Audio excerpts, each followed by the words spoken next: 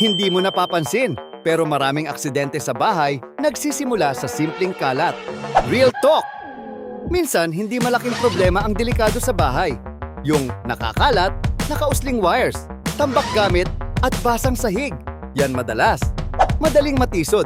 Yung tsinelas sa daanan, laruan sa sahig, at extension wire na pwedeng maging dahilan ng pagkadulas, pagkatisod, at pagbagsak.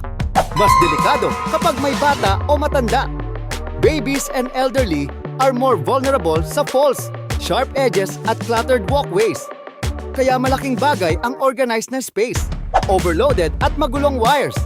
Maraming bahay may sabog na extension, nakakalat chargers, overloaded outlets na pwedeng uminit, masira at maging fire hazard. Lapag muna culture, yung mamaya ko na aayusin.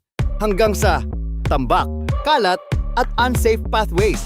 Adulting truth. Hindi mo kailangan ng perfect na bahay.